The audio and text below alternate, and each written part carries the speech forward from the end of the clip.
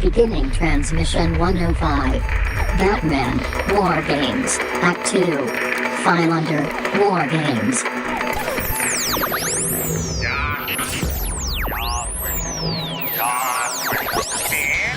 Come on, you fuckers think that just because a guy reads comics he can't start some shit? I'll fucking take all you want! Welcome to this week's episode of the Funny Books and Firewater Podcast. 面白い本と歌手ポッドキャストの今週のエピソードへようこそ。 Ignore her. She drinks. Each week a motley band of comic readers / amateur bartenders attempt to pair cocktails with comic books. 毎週漫画の読者の雑多なバンドはスラッシュアマチュア入札しようと漫画とペアカクテルバーです。 All while trying to not sound like complete morons in the すべ process. ての中にしようとして音ではないような完了プロセスで低能です。 Kind of like a speakeasy kind of thing. It's kind of cool. You can find these idiots on Facebook, Twitter, Instagram, and Tumblr. Facebook、Twitter、Instagram や Tumblr にこれらのバカを検索できます。 No, what? You read too many comic books. We now join Brian, Jeremiah, Adam, and Todd. They're used to curious sights which they attribute to alcoholic delusions. They may be drinkers, Robin, but they're also human beings. I'm too sober for this shit. Hold on, I need one more hit. By you. We get it, you vape. And welcome to episode 105 with Adam sucking robot dick in the corner. What up? What up? I suck all the other ones. Why not Robot Dick? I know. What up, Vape Nation? I know. Actually, Robot Dick was a big theme in the very first episode of Cinema Queens. We went about a 5-minute tangent about what robot dildos would be like. I did like your title for your first episode of Cinema Queens. Oh, Mike Pence's worst nightmare? Yes. I like the real title of the second episode. Yeah, that was better. It was Wet Dreams of Daniel Radcliffe, Yeah. but we figured I wouldn't like that very much. It's true. But this week we are doing Batman War Games Act 2, where this is part of our overall, we're covering the War Games arc for the entire month of April. So, of course, as you've already heard, Wet Dreams of Daniel Radcliffe, robot dick-sucking Mr. Adam. Aw, you say so many nice things about me. I know. Aw. Hey, what's up? It's Adam. Kind of do things for Big Shiny Robot and Bored as Hell podcast. Work's been kind of keeping me away from my duties with that. But Duty. You said duty. But yeah, you can find me here on the Funny Books and Firewater podcast, the Cinema Queens podcast with our friend Chris. Hi, Chris. Hi, Chris. Is he the new Andy now? Well, we do it for Andy, too. But you didn't... You just add. Just And it can Bored- be in addition to. Okay. Yeah. And then also curating our Grindr, Scruff, and Tights account. Yes. Also, just because it wasn't there. Hi, Andy. Hi, Andy. Also, the over-mature would never make a poop joke ever on a podcast. We have Mr. Maya. That's me. I'm Maya. I'm happy to be here. They have a very It's- Mario-like sort of thing. Like, It's me, Maya. Yeah, I work up at Dr. Volt's Comics. If you're in Salt Lake City or if you're visiting, come check us out. 2043 East, 3300 South. Open 7 days a week. I was about to promote our sale coming up, but by the time you hear this, it would be in the past, so never mind. yeah. We do a Also, free comic book day. We do a free comic book day coming up. First Saturday in May. Come check us out. We'll have everything on sale, at least I think 20% off. Some stuff even more. What free comic books will be there? All of them. I can pull up a list. No, we don't There's have a time for lot. that shit. It's too Nobody has time. too fucking many. Okay. Also catch me on Twitter at Mr. Maya or Instagram at the Mr. Maya. Yell at me about comics. Tell me that you don't agree with me or that you do. I'm down to talk. Okay. Todd. I'm waiting for my introduction That was to your my introduction. I introduced you. I got introducted. Or Brian. Brian can go ahead. I was just going to say, never down to talk, we have Mr. Todd. Hey, it's Todd. It's a Todd. Because I'm sitting right between Mario and the robot dick sucker. It's a nice. Nom, nom, nom, nom, nom, nom. Hey, I'm Todd, and good luck finding me on social media. Good luck finding me in Salt Lake. But I'm there. If you see me, say hi. I'll be impressed. Adam, are you like that robot on Robot Chicken that like keeps fucking the washing That's machine? like my favorite running gag in that show. I love that so I've never much. seen that episode. It's like to the first season. It's recurring throughout. It's a running the gag to the first season, yeah. I'll show you when we're done. It's really funny. Sounds pretty good. I was watching the Joe McHale show with Joe McHale, because aptly titled, right? And then Seth Green makes an appearance on it, and he's funny and not all at the same time. So it was rather enjoyable. Did I ever tell you about my encounter with Seth Green? Was he being childish? No, but he was like a guy that would be childish and just kind of a douche. Don't you know who I am? He wasn't that douchey. He was a hair douchey. They did a... was he actually acting when he played Dr. Evil's kid? Yeah. Oh, yeah. Not when he was running, though. That's how he really runs. Yeah, no. So, have you met my buddy Jason? I think so. Was that we did a... Jason Todd. Comic book joke. I went to that one show. It was like the life and times of the guy who wrote all the music, like Alfie and Raindrops Keep Falling on My Head, and... Oh, no, that was Marty. I rode with Marty. I met another friend, and we were making some joke about how Jesus was a woman, which explains the loaves and blood wine. Oh, that sounds like something Jason would say. That sounds like something Jason would say. Jason is actually currently a writer on Daredevil Season 3 on Netflix. Oh, good for Jason. Was he the one that interned at Robot Chicken? 4? Yeah. Yeah, that's so. Jason was interning at Robot Chicken, and I went up to help him out with a barbecue. I'd been up all night working on my own gig, and then I go up to help him out. They're doing a barbecue. It was when they were doing Titan Maximum, and they were doing the first week of weeklies, because they don't do dailies in an animation, because you have nothing to show after one day of work, so they do weeklies. So they're doing a barbecue for the first one, and Donald Faison showed up, and he was actually really cool about the whole thing. But... Seth Green was there, obviously, because he was a protest, and it was really weird because he's a producer. And we were about to walk into walk in to watch the showings after the barbecue and whatever. And he was like bumming weed off everybody. He goes, "Is it unprofessional of me to get high before watching the weeklies?" And someone was like, "No, it's fine, it's cool." And I was just like, "This is the most Hollywood fucking moment I've had in a while." So anyway, do you have anything else? The boss was bumming weed? The boss was bumming weed, yeah. He had a broken arm too for some reason. I can't remember why. No, but really, he's making all the money. He should not be bumming weed off of people. But he's really short, so I don't think it takes a lot to get him stoned. You know what I mean? Yeah, but he might have a really high tolerance. At this point in time, he probably does. Like, sure. His last name is Green. Yeah, it's true. Very true. Very, very true. Yeah. But no, that's all there is for me. Okay. And it's me, Brian. Hey, I'm Brian. You're going to piss off all of our Italian listeners. No. We have Italian listeners? If email Brian at funnybooksandgmail.com. Let him know how many Italian listeners we have. Or tweet me at Mr. Maya. Yes. But please be aware we're making fun of the Mario video game, not like Italians in general. That's a whole other different stereotype that I'm not touching. You've seen Jersey Shore. You mean my heritage? Your heritage? Yeah. So as your heritage, I have to say, I have not found a good Italian sauce, like a marinara sauce on the West Coast at all. Like, since I lived on the East Coast, I have not found a good one on the West Coast. And it makes me crazy. I was just going to say, next time you visit, I'll give you a good Italian sauce. I'm sure you will. And see, I was actually, for the first time in my life, going to go clean and give you my recipe for my marinara sauce, which actually is fucking amazing. So yeah, I think what it is, my guess is that there's just something a little bit more sweet about the pizza sauce. I would like the marinara sauce I get in Connecticut. I think they might put like brown sugar in it. I think. Maybe some cinnamon, I'm not sure, but there's just something a little bit sweeter about the marinara sauce on the East Coast versus the West Coast. But well, see, my marinara sauce and my pizza sauce have the same base. The difference is semen. Yes, yeah. It's a bolognese. Oh, okay. There you go, homemade bolognese. But no, my pizza sauce. I don't know why bolognese sounds dirty in that context, but it really does. It's my bolognese. Balls in the sauce? Adam's ball sauce. Adam's ball sauce. That's what we're going to call bolognese sauce. That should be the name of this episode if we can actually name the episodes. Yeah. I thought about doing little subtitles. I can do those now on iTunes. No, so my marinara sauce is very basic, and then I do the same base for my pizza sauce, but I do add a little bit of sugar because that kind of cuts down the acidity. Mm-hmm. And then I add in Parmesan cheese and some other stuff, and except when I make it vegan for a friend who comes over who's vegan who then doesn't eat food. Hi, so Kat. yeah, next time you're up. No, it wasn't Kat. It was what the fuck's his name from wrestling? Ja. Who's really nice. I'm not talking shit on him, but I was like, I made this vegan especially for you, and he's like, I don't want any. I'm like, fuck you. You know how hard it is to the make German yes? Ja. That's his name. French. French. French Ja? Jean. But he plays a heel in real life, so that's Jason Bravo. Yeah. That's his wrestling name. Jason Bravo. Okay.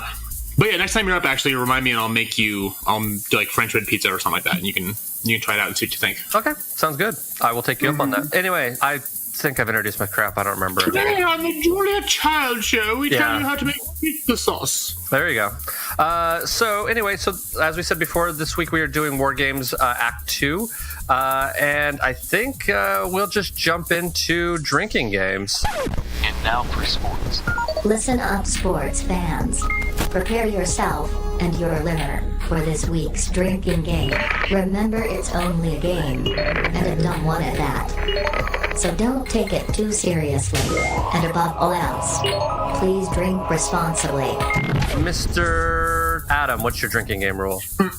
So Maya helped me come up with a name. Mr. Tatum. Yeah, Mr. Tatum. This one's called "Let Me Bat-Splain You, Honey." Oh, nice. And it's anytime Batman decides to cut people out of the loop or do whatever the fuck he wants and explain why he's right, you take a drink. Todd, what is your cocktail? Or your not cocktail? Sorry, we'll get to that later. What is your drinking game rule? Damn, I'm impressed.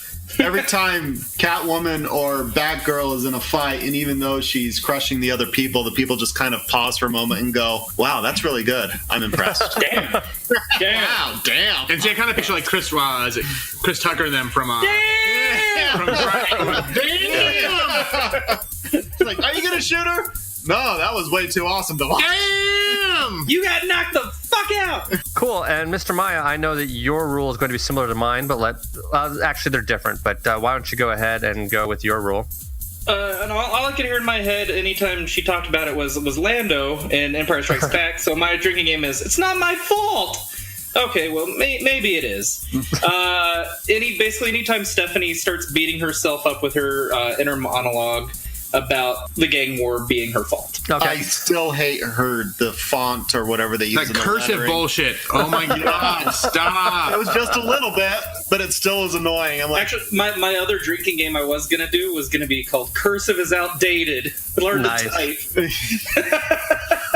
Now I'm thinking of Friday jokes more, like when the two old ladies come up to the door and they're like talking about Jesus. He's like, "There you go, using the Lord to sell pussy." Are they Jehovah's Witnesses? Or something. And he like slams the door in their face, and the one lady's like, "Well, fuck you."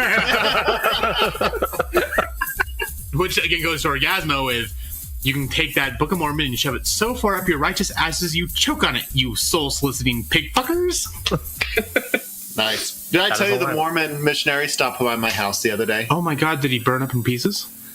It was women missionaries, sister missionaries. They didn't come here. They went to my place. Oh. And they weren't quite sure what to do with me. It was a whole lot of fun. I know what to do with you. Yeah, you do. No, I'm exclusive now. I can't do that anymore. No, not anymore. But I was very nice to them all in all. I didn't let them in the house, but they're like, "Oh, we're missionaries," but I'm like, "Oh, I am aware." And they're like, "Oh, are you?" And it's like, "Yeah, I'm an ex." Mm-hmm. And I'm like, "Oh," and I'm like, "Maybe ask why you left." And I just looked at them and went, "Well, because it's a sham." I'm like, "Would you like a bottle of water? I can get you all a bottle of water." So I then leave, go downstairs, bring them back bottles of water, and they're like, "Can we pray with you?" I'm like, "No." "Do you know anyone else that might be interested?" I'm like, they've gone through this training of asking for phone numbers.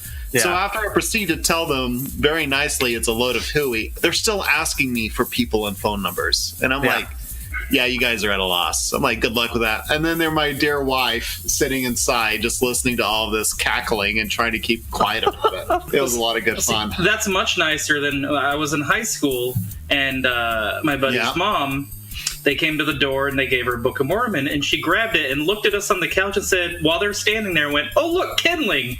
And then shut the door in their face.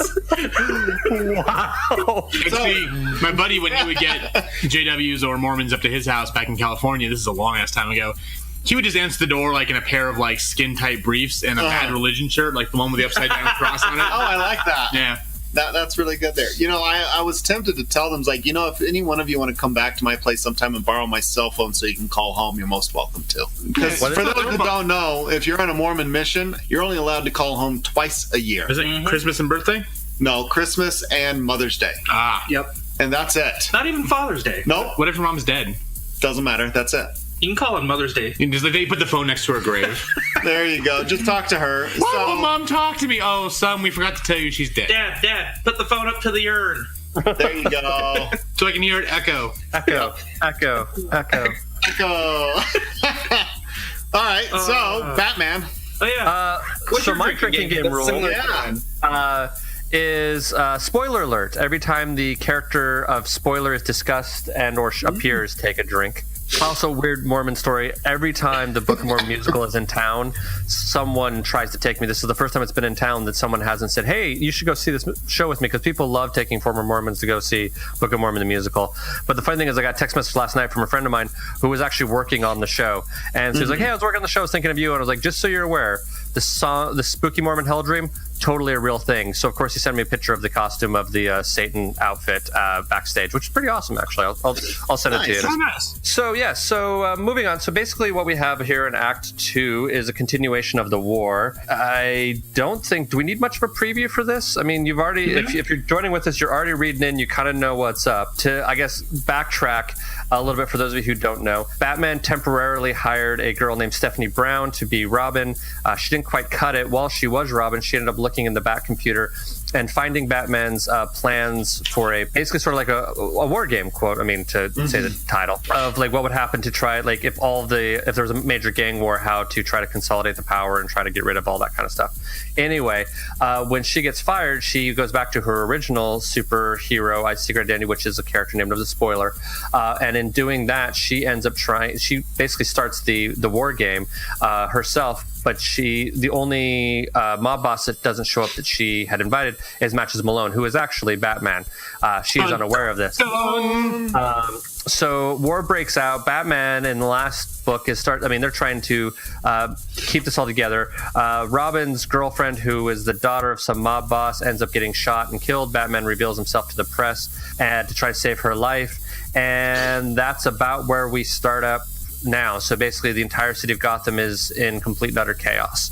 Does that sound like a fair assessment up to this point in time? Yeah. Yep. Yeah, I'm recalling and remembering things, kids. Summarization. You remember? I remember. Remember last week? I remember last week. So at this point in time, I barely remember yesterday. Yeah. So speaking of which, at this point in time, we're going to go on a little break, and we will give you the opportunity to read this book if you haven't already. For those of you who have, like most of us on the panel, not Todd, have bought this in the big, huge, fucking 2-volume set, this is a lot easier to follow than it was in previous weeks, because basically you're just going to read all the books that are Act 2. So it's going to be in the second book. It's the first 8 issues. Yeah, it's basically the first 200 pages almost. So you'll be reading Detective Comics 798, Batman Legends of the Dark Knight 183, Nightwing 97, Batman Gotham Knights 57, Robin 130, Batgirl 56, Catwoman 35, Batman 632, and that is it for this week. Smaller reading load than we had the first week. And I'm surprised someone didn't make a joke about me using the word load, but that's how it goes. With that, okay. You'll have a time to reload. But I'm ching. So we'll take a little break, and we will see you on the flip side. Bye. Bye. If you have yet to read this week's book and would like to read it now, press pause. Go ahead. We'll wait. And welcome back. So basically a summary for those of you who didn't read this book as to what you would have encountered in this. So Batman starts realizing that this is starting to look really fucking familiar, and he asks Alfred to take a look at the computer and see who the last person to look at his War Games file was, and he discovers that it was Stephanie, aka the Spoiler. So Batman is trying to get the police on his side and try to work with him. He ends up shutting down their computers for a little while and tells them to drive all of the mob people towards, I think it was Robeson Park, something like that. Does that sound about right? Robertson Park. Robertson Park. Drive all of them towards Robertson Park, and so that's his big overall game plan. Stephanie, as the Spoiler, is still trying to go out and do her investigation. She is snuck out from where Catwoman was holding her. She ends up being captured by the Black Mask. Also because she's trying to get to Orpheus, because he is the linchpin of this entire game plan, and she knows that she's trying to get to him. Batman's also trying to get to Orpheus as well. So she gets to him just as he is being killed by Black Mask. Black Mask Is that correct? That's correct, Yeah. right? Yeah. Okay. Black Mask is holding her hostage as well, and trying to figure out who, was the linchpin to all this. He wants to know who Batman's inside man and the Mafia was. She said, "You idiot, you killed him." So she eventually escapes while Black Mask goes off, makes a disguise, and he is now going to be in disguise as Orpheus, and he's going to go try to team up with Batman. At a certain point in time during all of this, there is a big, massive blackout. Eventually, the lights come back on, and I'm trying to remember, where do we end up on this? It's about all I remember, but... So that's basically where it ends, is the lights come back on, and Batman's working with Orpheus, who's Black Mask disguised as Orpheus to cause chaos. Mm-hmm. Yes. Which... If you remember in the first act, that you did see someone talking to like Hush off panel and a couple of the other crime bosses off panel. That was Black Mask. Basically, he wants to try to take advantage of what's going on. He had no part in starting it, but he will definitely. Well, and he's in most of this act too as the person who's randomly just torturing people. Yeah, and you can't know who it is, but he's very sadistic and horrible and.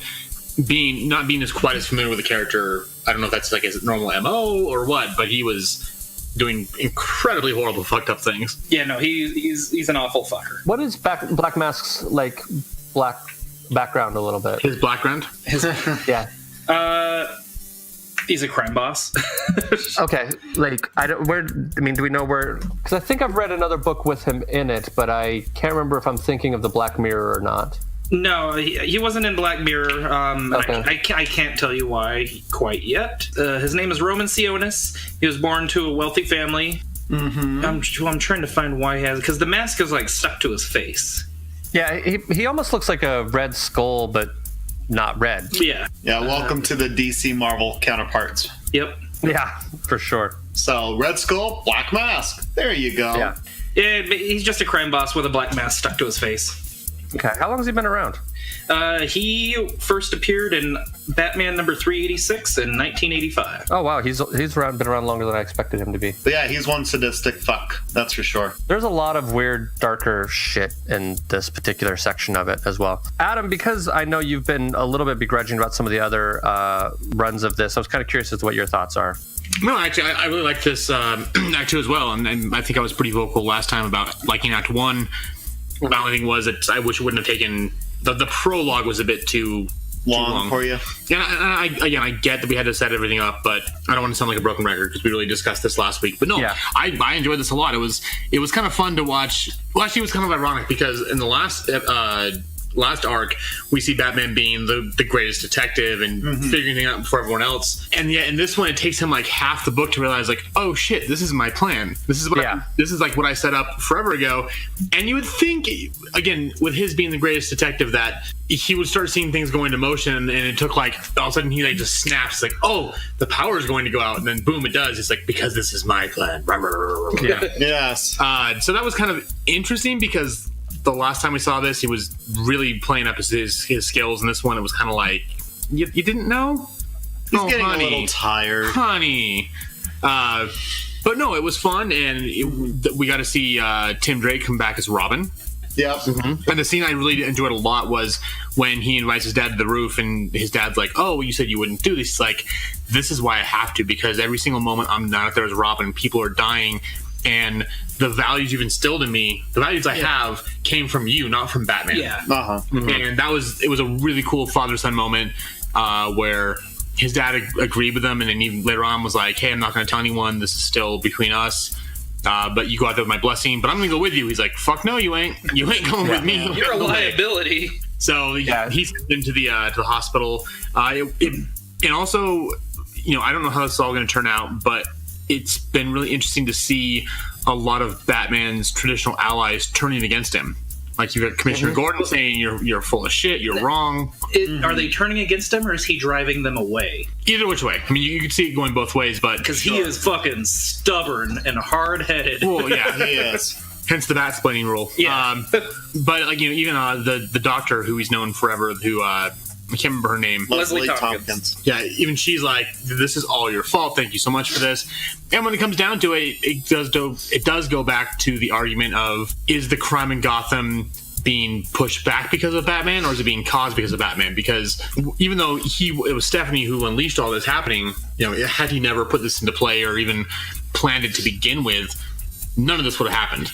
And that's a great argument, and actually something that would be probably a fun paper to write, but not one that we'll spend the next 3 hours discussing. But no, I really enjoyed it. I'm really getting into it. Obviously we had to eat our vegetables first, and there were a shit ton of vegetables, but the main course and desserts playing out very well. Well, there was, I think it was like 2 cons before. There was a great panel, Salt Lake Comic-Con, where they're discussing the Fairness Comic Convention. One of them. I don't remember which one it was, to be honest with you. I just remember Deborah Jensen was on the panel. And, the lawyers said we can't call it Comic-Con anymore, so. Well, yeah, I got you. But this was still back when it was either Comic-Con or FanX or whatever. I'm using it in the past tense is what it was called at the time. It's still Comic-Con. Everyone's going to call it Comic-Con, so. Yeah, whatever. It's fine. They just can't call it Comic-Con. Everyone else can. Yeah, they had an interesting conversation. It was a panel on your favorite geekdom is problematic, and they did discuss the fact that Batman. There is some serious issues with Batman. Like, I like the character, but like after reading that, you're like, yeah, I can admit that there are some problems with him. Like, he does he's kind of a rich bully who picks on criminally insane, lower class. Oh, I was there for that one. Yeah. I think Deborah Jensen was on it. I think your friend, the Changeling, was on it as well, if I remember correctly. Yeah, Jordan was on that too. It was the panel about our fandoms have problems. It's something that that you love is still problematic, doesn't? And it was kind of an interesting way of saying, like, yes, you can be a fan of Batman and still realize that there are problems with Batman. You can be a fan of Joss Whedon and kind of realize that his feminism is not as great as you think it is. You know what I mean? Because Joss Whedon's feminism has some serious issues once you actually take a look at it. So I don't know, but I do think that's an interesting thought. I mean, just maybe not to keep it too deep, but do you think that, because I was, this is also, I guess this is the question I'm asking. Why the fuck would anyone still live in Gotham City? I still don't understand that, because like if you look at the timeline as to how much shit, like if you even just go of like how old Jason Todd is, through, or not even Jason Todd, what's the new Robin? Damian? Tim Drake. No, not him. Fuck that Damian. Fuck Loki. He's awesome. Love that little shithead. Fuck that little shithead. I really like the shithead. He is such a shithead, and I still like him anyways. Read Super Sons, and your opinion will change. Oh, maybe that's what I'll have to do, because like I read Super Sons, and I still like the shithead. Yeah, no, I read the book where shithead. He's a little shithead. Yes. But no, like I was just saying, like if you look at timeline-wise, based on like how long Tim Drake is Robin and how much stuff happens, like versus the real world, like there's shit going on in Gotham City every fucking day. Like it is practically a war zone, like all the time. Aside from it actually being a war zone like this, who would still live there? You know what I mean? Even also add into that equation watching the show Gotham. Like there's so much fucking awful gang shit that just happens randomly on the street. I'd be gone. Well, couldn't we say the same thing about the whole state of Florida? Yes. Yeah, but they don't know any better. Florida has like dumb shit happening. I mean, some of this is relatively sophisticated, planned, organized crime. You know what I mean? So it's like New York in the 70s and 80s. Yeah, or like Chicago in the 20s and 30s. Or Detroit. You know what I mean? People are leaving Detroit. No, Detroit now is 0 year, as Batman's 0 year is what Detroit now is. Fucking right. Dude, yeah, Detroit is a mess. Yeah, I had a friend who was just on tour there with, of all things, Air Supply. So, hey, if you go see Air Supply on tour, the bass player is a really good friend of mine. So scream at him and say, "I love you, Doug." Just yell at Doug, the bass player, if you ever see Air Supply on tour right now. He's a good dude, actually. I really like that guy. But yeah, his dream gig was to go on tour playing bass, and the gig he got was Air Supply. He's having a damn good time, but it's just I sing every Air Supply song when I replace the word love with Doug. So I will leave him text messages of like, "I'm all out of Doug. I'm so lost without you." Anyway. Inside jokes is what I do at work. There you go, kids. Yeah. But yeah, so I mean, like, I don't know. The other question is, that I think is an interesting thought is are the criminals in Gotham City worse because Batman is there? Or would that have always become a thing? That's gone back and forth. Like escalation. Even Batman Begins talks at the end of it about escalation, where it was your mafioso types, and he shows up, and then the first signs of the Joker are there. And is there correlation with that escalation? And maybe not. Let's say sure, it makes things more interesting. So yes, there is escalation. At the same time, he is, if you really look at the character of Batman and how he bat-splains and is a shithead and a dick in so many ways, you really ask, why is he doing what he's doing? And it's in the hope that others don't go through what he did. And as much as anything else, at the heart of Batman, it's, what happened to me sucked, but I've got the resources to give this a go so it doesn't happen to other people.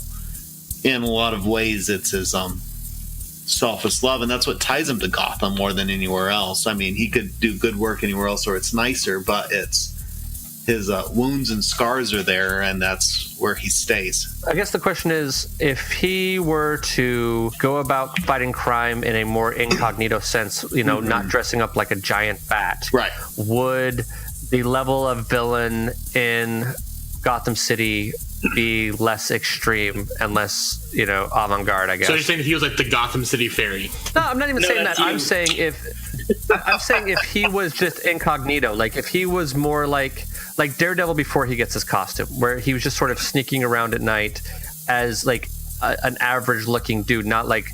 I understand the concept of becoming an image to fear criminals, and I think that works for a street-level criminal. You know what I mean? But I think that what ends up happening is that you're more crazy and criminal mastermind. They start elevating their game to match that icon, and so I think that's where the escalation is. I think that the icon that he created as Batman only really works. It's sort of like the death penalty. You know what I mean? It dissuades average people from going, well, I'm not going to go kill somebody because I'm going to get the death penalty. But people who are criminals who are going to commit murder anyway are still going to go commit murder whether there's the death penalty or not, because for whatever reason they're going to do it. You know what I mean? Sure. I mean, you look at it and people rise to meet the challenge presented before them, and it's kind of self-feeding back and forth. And I think it's what makes it so colorful, and as we're reading this dark war games thing, but it's colorful and fun with having these flamboyant characters. But even that said, the majority of the bad guys in this book aren't the flamboyant. The majority of them are the Russian mob, the Italian mob. The ventriloquist mob boss. Yep. He's about the most flamboyant. I mean, him and Penguin, but Penguin's kind of... As we learned in this, Penguin got basically told, fucking leave Gotham. It's time for you to go. Jeff Dunham's in this one? Yeah. Yeah. He is the villain of the story. He is a criminal mastermind. Little known fact. Well, if you've seen his comedy, you know that. So yeah, that's true. No, but the ventriloquist thing is because the dummy talks without the guy's hand up his ass. Like, what's the deal? Like, is the ventriloquist can someone explain to me the whole logic of that, if there is any? Yes. Just smile and nod. Smile and nod. Comics.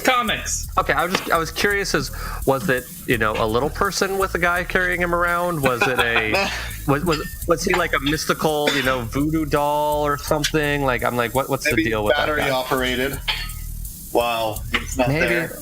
So he's got a short time away for an assist. I don't know. I guess. I have no idea. No, whenever he's talking without his hand up him, I just figure he's good, since he's already a ventriloquist. He's probably good at throwing his voice. Yeah, it could be that. Okay. So that's interesting. That's a fair enough example. I'm curious as if the criminal is the guy holding the dummy, or if the dummy has some sort of magic power that does some weird shit. It's the guy holding the dummy. It's his name's Arnold Wesker. Mr. Wesker. Oh, okay. What was interesting reading this, and I was even going, Batman, upon figuring out it was Stephanie Brown who triggered it all, refused to tell the rest of the Bat family about it. Mm-hmm. Why do you think that is? He probably, even though it was her fault, still maybe held a sense of, I don't want to throw her under the bus. So was it a protectionism so the others don't go after her, or is it so he could take it out on her himself? Maybe a little of both. I also think in a perfect world, I would like to think it's a innocent until proven guilty in Batman's mind. You know what I mean? I would like to think that he wants to talk to her first and find out if it really was her fault before he blames her.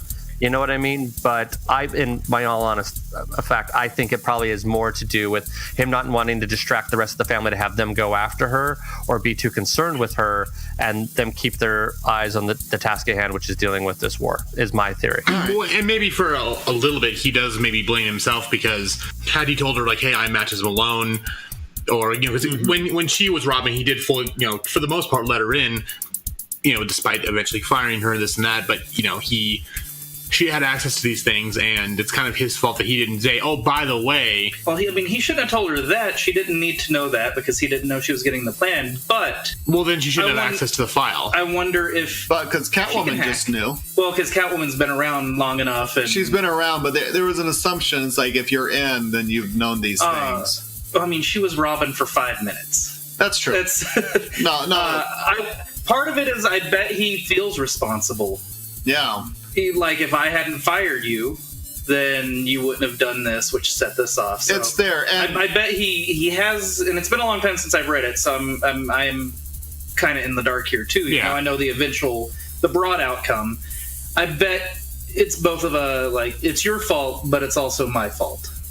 And this really takes place not too long after that Hush series, and the wounds of Jason Todd are a bit opened up again on him with Hush storyline. So I wonder how much of that's going on in there, and he's worried for her about that, as he should be. Yeah, but I wonder if he gave her too much too fast. Like, he opened up all the doors and just said, "Okay, you're Robin," and I think it might have been one of those things where he just gave her too much access too quickly and put too much faith into her immediately, and then when she let him down once.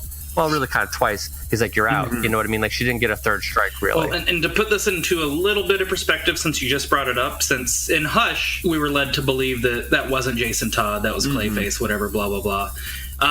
Under the Red Hood, where Jason Todd actually comes back, takes place immediately after this story. Mm-hmm. So Under the Red Hood is right after War Games.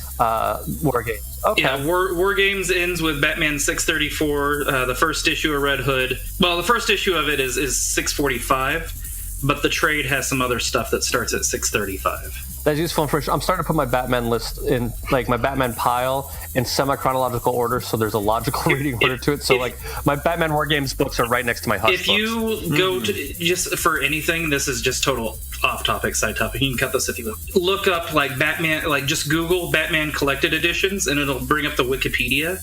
It has, all the modern stuff in chronological order as far as the trades go. And also to bring it into more my realm, too, with video games and stuff. So there was the really great Arkham trilogy that Rocksteady Games did with Arkham Asylum, Arkham City, and Arkham Knight. I still need to play Knight. Yeah. Even though I know the big reveal. Yeah, there's a couple of really big reveals. It's one of the few games where I'd recommend playing the first two, Asylum, City, and then Knight, because there is an overarching story that plays through all three games. But there are a couple of really big reveals in Arkham Knight that are pretty cool and kind of tie into some of the things we're talking about. So, I mean, you might say spoiler, but the game's been out for 3 years now, so deal with it. But the best of the three being Arkham City, but Arkham Knight has a really great plot twist that has nothing to do with this conversation that freaked the fuck out of me. I was like, oh shit. And then it was really fun. So. Was it the revelation of who the Arkham Knight is? No. Okay. It was a revelation of you're flying around the city and someone surprises you right when you're climbing up onto a building. You're like, oh fuck. Oh, cool. Because actually, after I finished playing the game I'm currently playing, my plan was to play that because I'm in a Batman mood. Yeah, and they remastered for the PS4 and Xbox the first two Arkham games. They're okay. I mean, if you don't have them yet, you can get them for $20, and it's worth the price. Arkham Knight was great. It's a lot of fun. My only problem is that you finally get to use the Batmobile, and they use it way too fucking much. It gets to the point where every time you hop in, you're like, ah, fuck.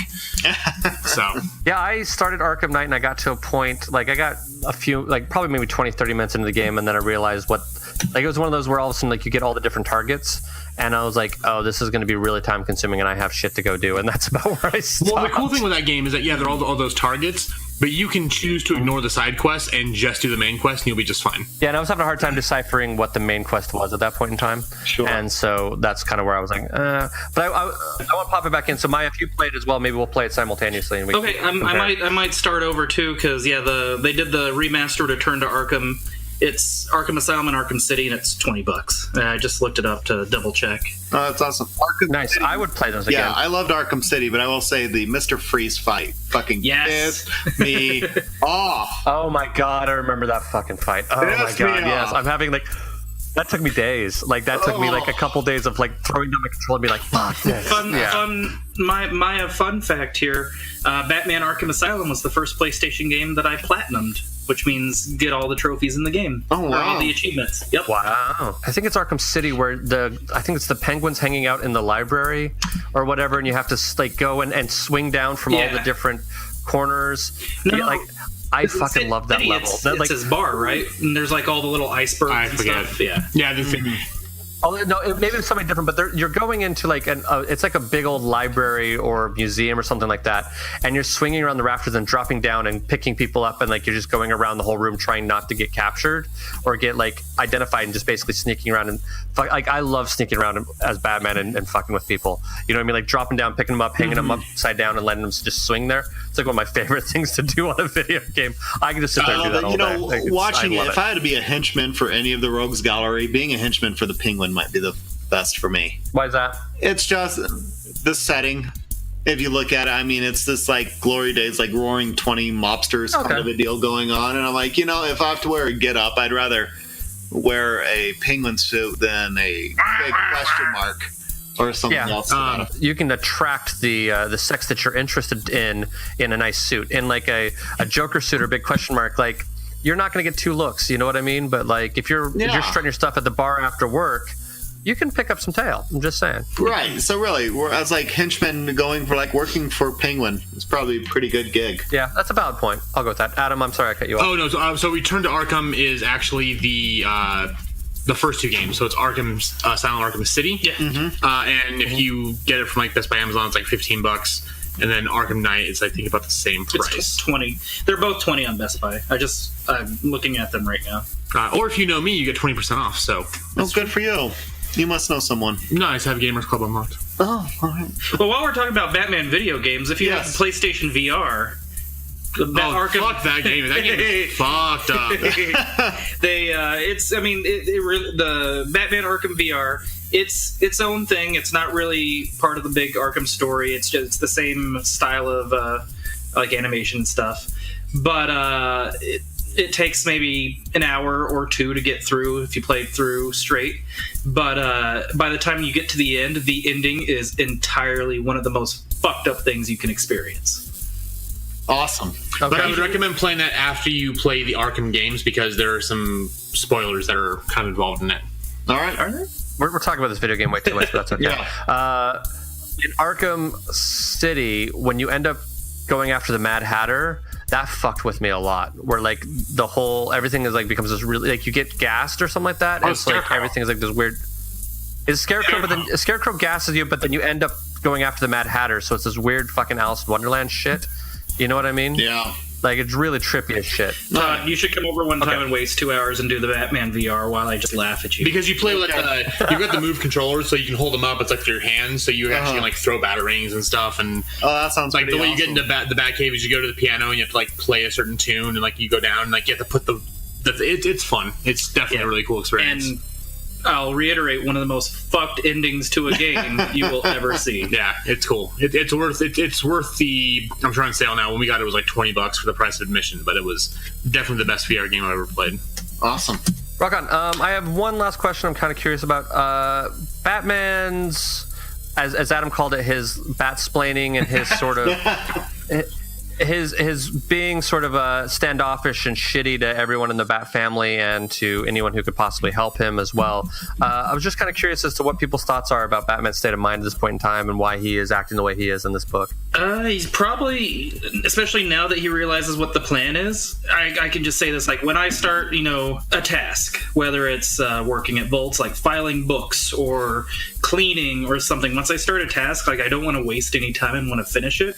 He probably just doesn't want to waste any time telling people, and he's like, I know what I have to do, I'm doing it.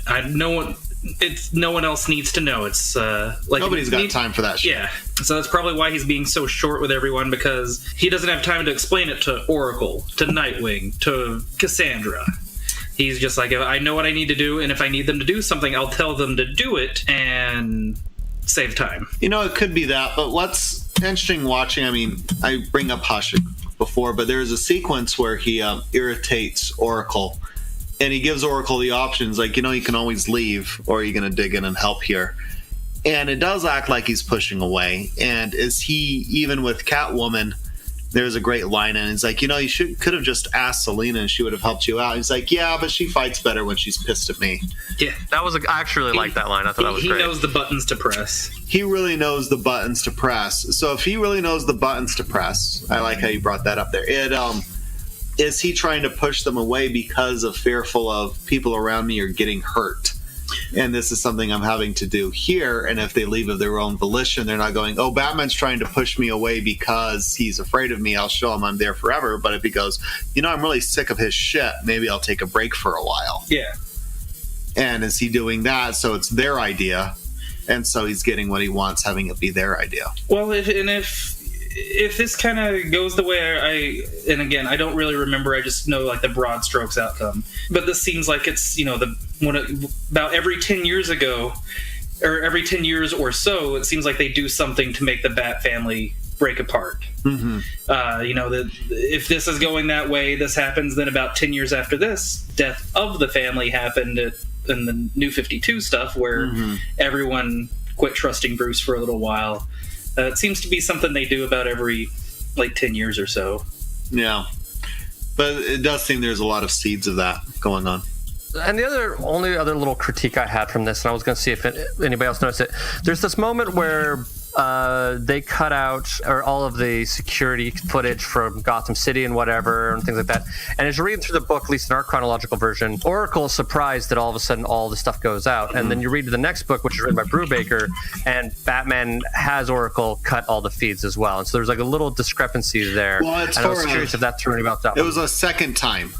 Because it was a second time. Oracle goes like, why? You just did it the first time without me. Why do you want me to do it this time? And he's playing to her going, are you going to do it or not? Okay. And then I missed that. So. Like you said in Hush, he even does it to her this time. He's like, you can always leave. You know you don't have to do it. You can leave if you want to. I think he says it again this time. Yeah. He's going, you know, you can always go. Bottom line, Bruce is a dick. Yes, he is. Yeah, he is not a nice guy lately. And in the midst of it, everything's building. And really the story ends going, you know, we're putting out all these small fires, and then it's got the city going. Is the Bat family and all his compatriots, are they making things better or worse? And it seems the tide of public opinion is starting to go against them. Well, I think it's probably a good time for cocktails. Behold, we finally fulfill the second half of our title and make with the fire water. Alcoholics transform! We need to get these bitches drunk. That sure smells boo!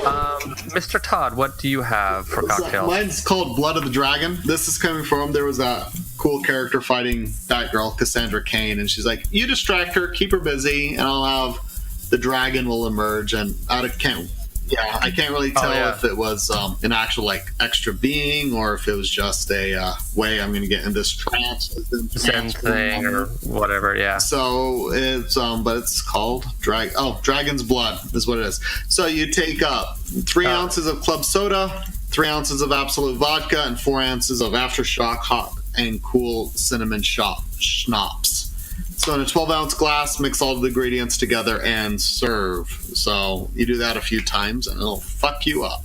Awesome. Mr. Adam, what is your cocktail? So mine's called the Grim Reaper, kind of going with the whole black mask kind of thing going on. And I just deleted the fucking thing. Hold on. I have it for you. 1 ounce of Kahlua, 1 ounce of rum, ½ ounce of grenadine, and ice. Yep. So a little glass with ice and pour ingredients over the drink. Yep, in order. So you do the Kahlua first, the rum, and then the grenadine. I don't stir, so it's kind of like layered. And then you get kind of 3 different flavors in your drink. And I will say the black mask is fucked up because really Stephanie and him go at it for a little while, and she gets a few good shots in, and then he turns things around on her. And it's like, it's not about avoiding the pain or ignoring it. It's about embracing it. Yeah. And you're just like, dude, this guy's messed. Yeah, now she's out there. Oh, we didn't even talk about it. She's out there wounded somewhere. Right. She got away, but who knows what state she's in. Yeah. Okay. So mine, I am going with the blackout that happens within this book. So I'm doing the blackout martini. It is 1 ounce of Finlandia vodka. I think that has to be specific because I think that's part of what causes the color. You have a ½ ounce of peach schnapps, ½ ounce of blue curacao. You have a ½ ounce of sour mix, 2 ounces of Sprite, 2 ounces of cranberry juice. You combine all the ingredients into a shaker, sans the cranberry juice, and pour into an ice glass. In a separate glass, pour the cranberry juice and combine the above ingredients, and watch the color change right before your eyes. That's a blackout, kids. And Mr. Maya, what is your cocktail? So mine, I decided to keep it kind of simple. I'd say pour one out for our boy Orpheus. Just don't pour this out because it's a lot of booze. Instead of saying goodbye, I'm just going to say adios, motherfucker. It's a half ounce of vodka, half ounce of rum, half ounce of tequila, half ounce of gin, half ounce of blue curacao, 2 ounces of sour mix, 2 ounces of 7-Up. Fill in a pint glass, fill it with ice, and add all the booze. Then fill up the rest of the glass with sour mix, add a splash of 7-Up, and garnish with a cherry and stir. Orpheus, and I'm changing that name to Orpheus's Demise, since we have done Adios Motherfucker before. All right. That's gonna be Orpheus's Demise. And it will be yours too if you drink enough of them. Oh. Yes, it will be. There's tequila. I would not be drinking any of that, but. Cool. Does anybody else have any other thoughts about this book before we continue on with our lives? No. I was telling Todd earlier that I hadn't read this book since I originally read it as it was coming out in issues, and I'm liking this a lot more. Like I didn't remember disliking it before, but I'm liking it a lot more than I remembered liking it to begin with. I'm quite enjoying it. This is my first time ever reading it. I've liked a lot of this. I think it flows really well. Yet the only thing I had was that confusion that we just discussed about the blackout of the media blackout. The Batman does twice. That confused me a little bit when I read it, but because I thought it was because it was cut between two comics. My brain immediately went to they're repeating the same event but in a different way, and I didn't realize that they're repeating. They actually literally are doing the same thing, but it's two different times. So, Well, cool. So we will forego votes on this until probably next week to do. We'll vote on Act 1, 2, and 3, and then we will do a vote for War Crimes post that, as well as we'll do the overall post that as well. So, moving on into recommendations, Mr. Real quick, I was going to say, if you're in the doing the 2 volumes like most of us are doing, we'll actually have 5 more issues than Todd will next week.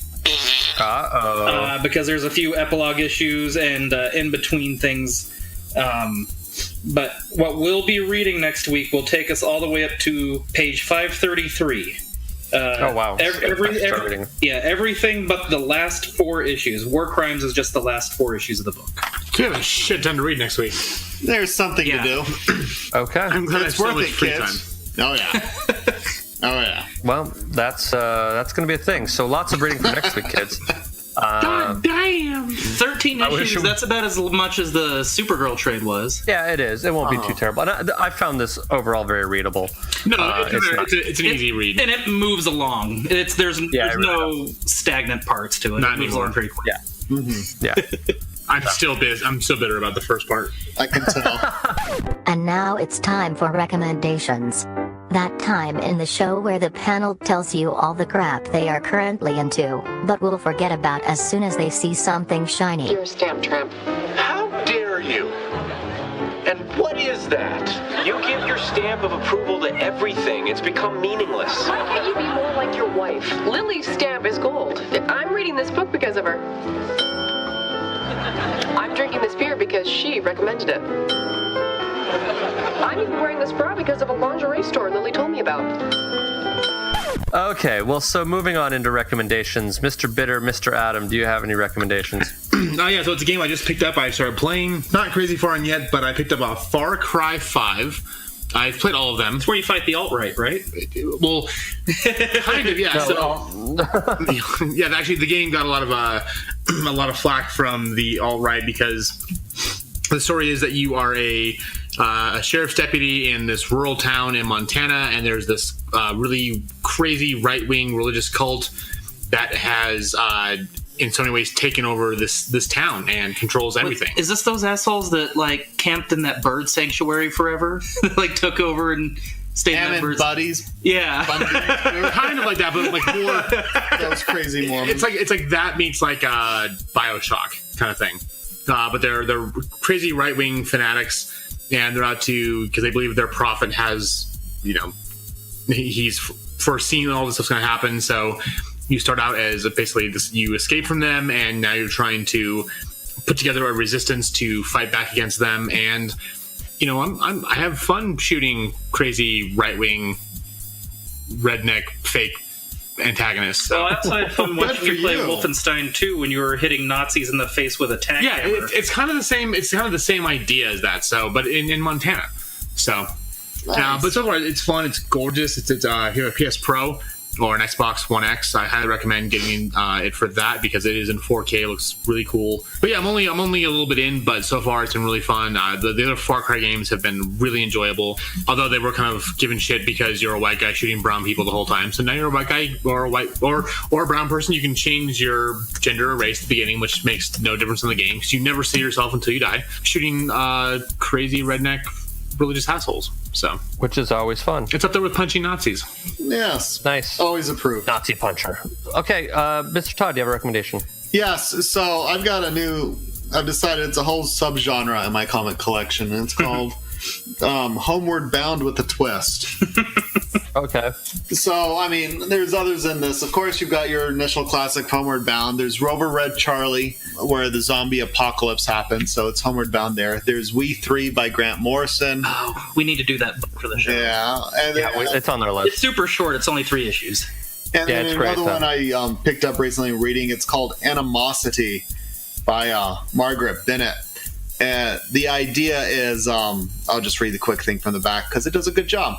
It says, one day for no reason, the animals wake up, they start thinking, they start talking, they start taking revenge.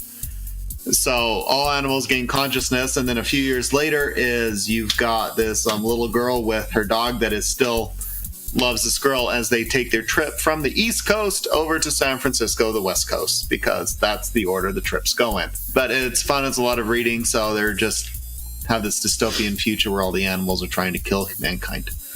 And she's trying to make her road trip across the states. And then I'll go with my recommendation. If you are into cooking shows that are not normal cooking shows, there is a show on Netflix, if you haven't seen it yet already, I highly recommend, called Nailed It. Has anybody else on the show seen this yet? I've heard of it, but I haven't watched it yet. Okay, so this is what the show is. I've watched a couple episodes. It's already been renewed for a second season. What it is they take home bakers who aren't very good at baking, and they make them attempt to replicate an amazing dessert and or cake. And the person who fucks it up the least, because they all fuck it up, they win. And so they have like these big time celebrity like chefs and things like that who are helping them out. And so if you fuck up the first round the most, then you get extra help the second round. So there's actually a benefit for being the worst in the first round. You get to help out, like you get more help in the second round to help you try to win this whole thing. It's pretty entertaining. The host can be borderline obnoxious at times, but that's kind of what the shtick is. But it's really pretty fun. So I recommend checking that out.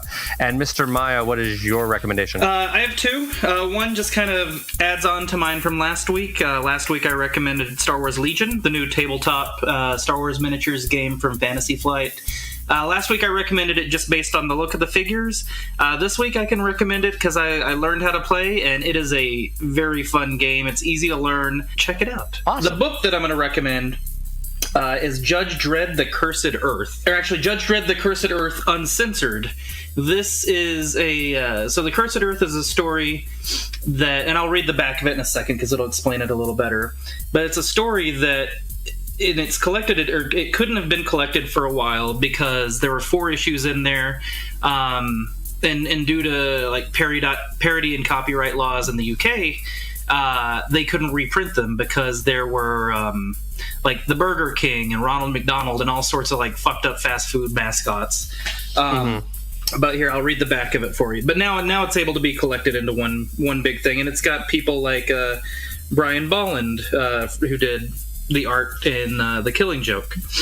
But a deadly plague developed during the brutal Great Germ War has reached the futuristic metropolis of Mega City 2, located on the west coast of the U.S. Charged with delivering a life-saving vaccine to the citizens of the disease-ridden city, Judge Dredd and a small crew of judges, war droids, and the law-breaking biker, Spike's Heavy Rotten, must travel 1,000 miles across the radioactive wasteland known as the Cursed Earth.